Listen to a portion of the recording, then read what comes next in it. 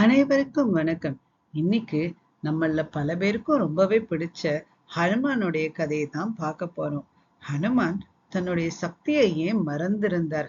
முதல்ல ஹனுமானுக்கு அப்படி என்னதான் சக்தி இருந்தது? இதெல்லாம் பார்க்கலாம். மனித வாழ்க்கைக்கான ரொம்ப பெரிய பாடம் இது.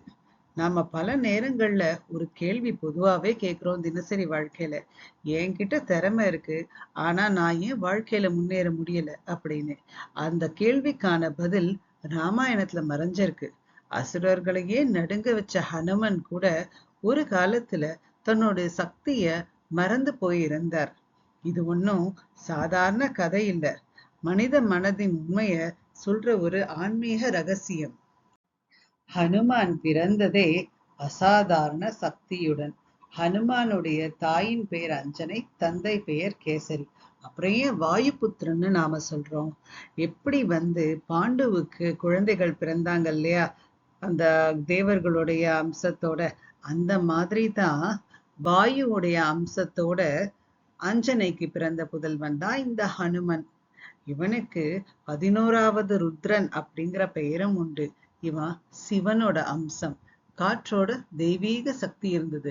தெய்வங்களோட ஆசிர்வாதம், இது எல்லாமே சேர்ந்த ஒரு பிறப்பு தான் ஹனுமான். அதனாலதான் ஹனுமான் குழந்தையா இருந்த போதே அளவில்லாத சக்தி இருந்தது. வானத்துல பறக்க முடியும், மலையை தூக்க முடியும், வடிவத்தை மாத்தவும் முடியும் ஒரு குழந்தையால. ஆனா சக்தி இருந்தாலும் அதை பயன்படுத்துறதுக்குன்னு ஒரு அறிவு வேணும்ல. எந்த நேரத்துல எப்படி பயன்படுத்தணும்னு. ஆனா அந்த அறிவு அவர்கிட்ட இல்லாம இருந்தது. குழந்தை பருவத்தில் நடந்த சம்பவம். ஒரு நாள் அதிகாலை தாய் அஞ்சனை ஏதோ வேலையா இருந்தா. குழந்தை ஹனுமன் விளையாடி கொண்டிருந்தான். அந்த நேரத்துல வானத்துல உதயமான சூரியன் சிவப்பு நிறத்துல தகதகன்னு பிரகாசித்து கொண்டிருந்தது. அப்போ குழந்தையா இருந்த ஹனுமன் அந்த சூரியனை பார்த்தான். அவனோட பார்வையில அது எப்படி இருந்ததுன்னா, ஏதோ ஒரு சிவப்பு நிற பழம் அங்க இருக்கு வானத்துல அப்படிங்கிற மாதிரிதான் அவன் மனசுல பட்டுது.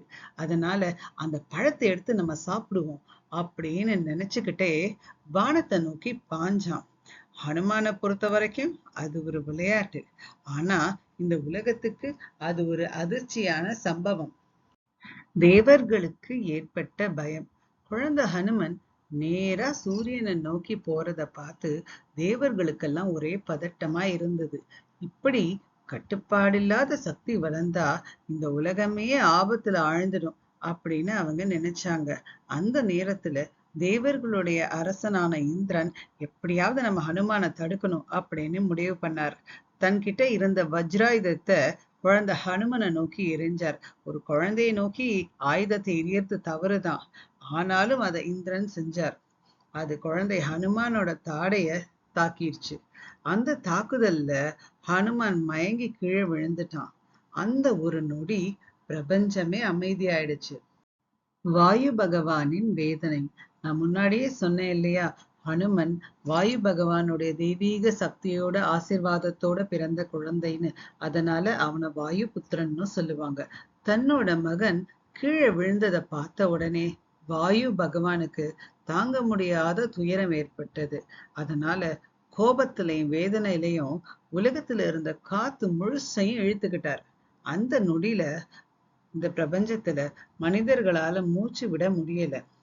உயிர்கள்லாம் துடிக்க ஆரம்பிச்சது. உலகமே நின்னு போனது மாதிரி ஆச்சு. பிரபஞ்சமே உயிரிழக்கும் ஒரு சூழ்நிலைக்கு போச்சு. தேவர்கள் உணர்ந்த தவறு. அப்போதான் தேவர்கள் தங்களோட தவற உணர்ந்தாங்க. என்ன, இந்த பிரபஞ்சத்துல காத்து இல்ல அப்படின்னா எதுவுமே இயங்காது. அதனால அவங்க எல்லாருமா சேர்ந்து குழந்தை ஹனுமான உயிர்ப்பிச்சு ஆசீர்வாதம் பண்ணாங்க.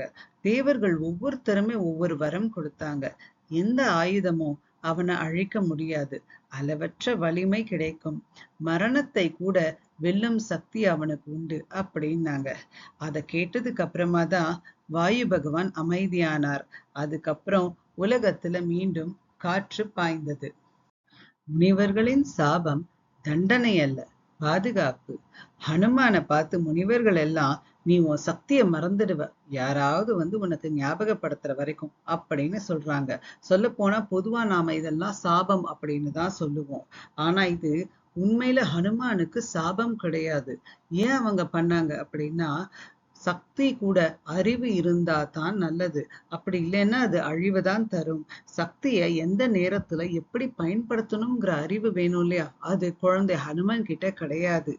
அதனால தான் அவங்க அந்த குழந்தையும் பாதுகாக்கணும், உலகத்தையும் பாதுகாக்கணும்னு நினைச்சு இப்படி ஒரு சாபத்தை கொடுத்தாங்க. ஆனா அதை நம்ம சாபம்னு எடுத்துக்க கூடாது. அதனால தான் அவர் வளர்ந்து பணிவும் புத்தியும் பெற வரைக்கும் அந்த சக்தி மறைக்கப்பட்டது. சக்தி இருந்தும் தன்னை சாதாரணன் என்று நினைத்த ஹனுமன். இதுதான் ரொம்பவே முக்கியமான பகுதி. ஹனுமான் பெரிய வீரர்களோட இருந்தாலும் தன்னை பெரியவன்னு ஒருபோதும் அவன் நினைக்கல. ஏன்னா அவனுக்கு தான் அவனோட சக்திய பத்தியே தெரியாதே. தன்னால என்னெல்லாம் செய்ய முடியும் முடியாது அப்படிங்கறத பத்தி எதுவும் தெரியாம இருந்தான். அதனால எப்பவுமே பணிவோட இருந்தான். இந்த மாதிரி தான் மனிதர்களுடைய வாழ்க்கையிலையும் நடக்குது. ஜாம்பவான் நினைவூட்டிய தருணம். ராமருக்கு உதவி செய்யறதுக்காக சீதையை தேடி குரங்குகளும் கரடிகளும் அலைந்தார்கள். அப்படி அவங்க பண்ணும்போது கடற்கரைக்கு வராங்க. இந்த கடலை யார் தாண்டறது, யார் அந்த பக்கம் இலங்கைக்கு போறது அப்படின்னு எல்லாரும் யோசிச்சாங்க. அப்போ கரடிகளின் தலைவனான ஜாம்பவான் ஹனுமான பார்த்து, ஹனுமான், நீ உன் சக்திய மறந்துட்ட. உன்னால உன்னோட உருவத்தை பெருசாக்க முடியும். உன்னால தேவைப்படுற வடிவத்துக்கு மாற முடியும், பறக்க முடியும். இது எல்லாமே உனக்குள்ள இருக்கிற ஒரு சக்தி அப்படின்னு ஒரு நினைவூட்டல் பண்றாரு. அது ஹனுமானோட உள்ளுணர்வை எழுப்பிருச்சு. அந்த நொடியில தன்னோட உண்மையான வடிவத்தை ஹனுமான் உணர்ந்தார். நினைவு வந்த பின் நடந்த அதிசயம். சக்தி நினைவுக்கு வந்த உடனேயே ஹனுமான் சின்ன குரங்கிலிருந்து பெரிய பராக்கிரமம் கொண்ட வீரனாக மாறினார். அந்த கடலையும் தாண்டினார், இலங்கையை அடைந்தார். ராமாயணத்தோட திருப்பு முனைதான் அங்க ஆரம்பமாச்சு. அதாவது சக்தி புதுசா எங்கிருந்தும் வரல, அது ஏற்கனவே இருந்தது. அது ஹனுமனுக்குள்ள தூங்கிட்டு இருந்தது. இப்போ அது விழித்து கொண்டது. இந்த நிகழ்வு சொல்லும் ஆன்மீக உண்மை. ஹனுமன் கதையோட உண்மையான அர்த்தம் என்ன? ஒவ்வொரு மனிதனுக்குள்ளும் சக்தி மறைஞ்சிருக்கும். பயம், சந்தேகம், அனுபவங்கள் இது எல்லாம் சேர்ந்துதான் மனிதனோட சக்திய மறைக்குது. நமக்கு சரியான வழிகாட்டின்னு ஒருத்தர் வந்தா அந்த சக்தி ஆட்டோமேட்டிக்கா வெளிப்பட ஆரம்பிக்கும். ஜாம்பவான் போல வாழ்க்கையில சில பேர் நம்மள விழிப்பூட்ட வருவாங்க. ஆனா நாம தான் அவங்கள கரெக்டா இனம் கண்டு கொண்டு அவங்க சொல்றத புரிஞ்சுக்கிட்டு நம்முடைய சக்தியை தட்டி எழுப்பணும். வாழ்க்கைக்கான பெரிய செய்தி.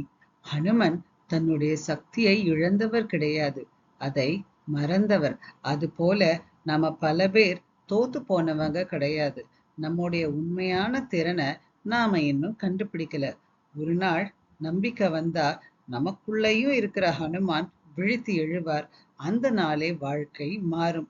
இந்த வீடியோ உங்க எல்லாருக்கும் பிடிச்சிருக்கும் நான் நம்புறேன். மறக்காம லைக் பண்ணி சப்ஸ்கிரைப் பண்ணி ஷேர் பண்ணிடுங்க. அனைவருக்கும் நன்றி.